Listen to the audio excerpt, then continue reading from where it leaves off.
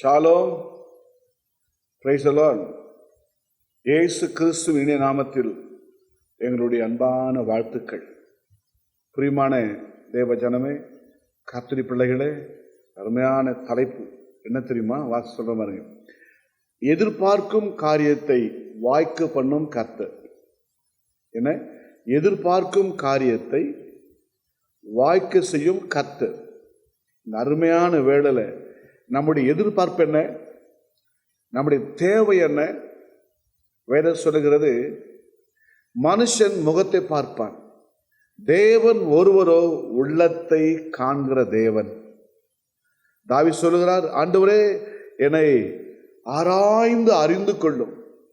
மனுஷன் மேல்தோற்றங்களை பார்ப்பான், மேல்தோற்றங்களை பார்த்து நம்மளை ஜட்ஜி பண்ணுவான். ஆனால் வானத்தையும் பூமியை உண்டாக்கினவர், மனுஷனை படைத்தவர், உள்ளங்களை பார்த்து நியாயம் இருக்கிறவர். ஆகவே எனக்கு அன்பானவர்களே, நீங்கள் எதிர்பார்க்கும் காரியத்தை வாய்க்க பண்ண நேரம் வந்துடுச்சு, நேரம் வந்திருக்கிறது. என்ன எதிர்பார்ப்பு உங்களுக்கு? அதை குறித்து வேதம் என்ன சொல்லுகிறது? நான் வாசிக்கிற பாருங்க, அருமையான ஒரு வசனம். எரேமியா 29ஆம் அதிகாரம் 16ஆம் வசனம் பாருங்க. நீங்கள் எதிர்பார்க்கும் முடிவை உங்களுக்கு கொடுக்கும்படிக்கு நான் உங்கள் பேரில் நினைத்திருக்கிற நினைவுகளை அறிவேன் என்று கர்த்தர் சொல்லுகிறார். அவைகள் தீமைக்கல்ல, சமாதானத்துக்கு ஏதுவான நினைவுகளே. இதில் அநேக ஆவிக்குரிய ரகசியங்கள் அடைந்திருக்கிறது. அந்த ரகசியத்தில் ஒரு ரகசியம் தெரியுமா? நம்முடைய எதிர்பார்ப்பு. எத்தனையோ எதிர்பார்ப்பு. எதிர்பார்ப்புன்னு சொன்னா எத்தனையோ ஆசைகள், எத்தனையோ நினைவுகள். இதை செய்யணும், அதை செய்யணும், அதை வாங்கணும், இதை வாங்கணும், வீடை கட்டணும், பிள்ளைக்கு திருமண காரியம், அது இதுன்னு சொல்லி மண்டல நிறைய குழப்பங்கள் மத்தியில் ஒரு எதிர்பார்ப்பு. இன்னொரு வசனம் வாசிக்கணும் பாருங்க, நீதிமொழிகளில் ஒரு அருமையான ஒரு வசனம், 11ஆம் அதிகாரம் 12ஆம் வசனம். நெடுங்காலமாய் காத்திருக்குதல் இருதயத்தை இழைக்க பண்ணும், விரும்பினது வரும்போதோ ஜீவ விருட்சமோடு இருக்கும். நீண்ட நாட்களாக யோசித்து யோசித்து யோசித்து இதுவும் நடக்கலையே, இந்த காரியம் வரலையே, இது வாய்க்க பண்ண முடியல, என்ன செய்யறது? கலைஞருக்கிற அந்த நேரத்தில் வேதம் சொல்லுகிறது, நெடுங்காலமாய் காத்திருக்கிறது.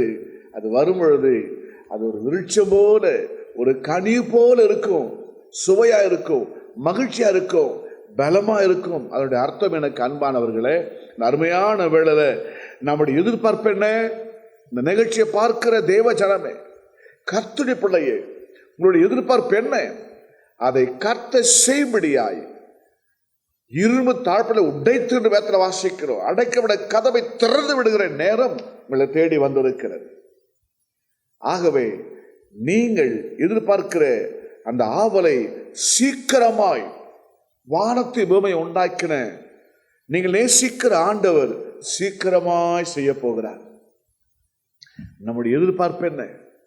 நம்முடைய ஆசை என்ன? நம்முடைய விருப்பம் என்ன? நம்முடைய சந்தோஷம் என்ன?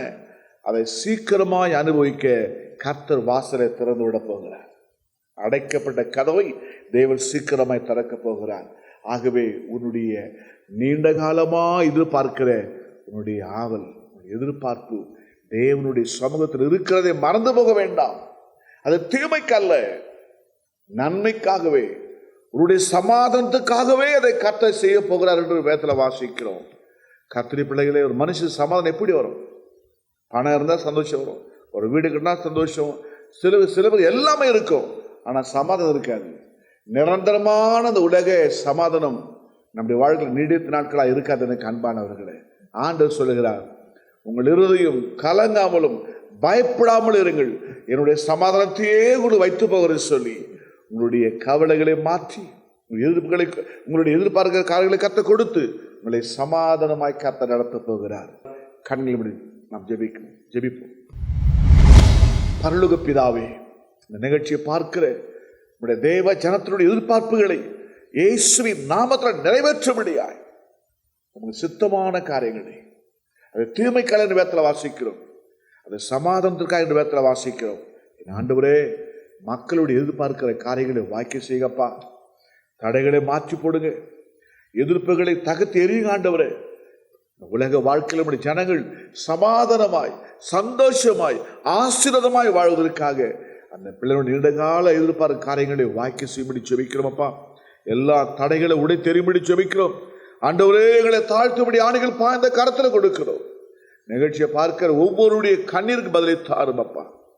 மக்களை ஆசீர்வதியும். கர்த்தர் ஜெபங்களை கேட்டபடியால் உமக்கு நன்றி.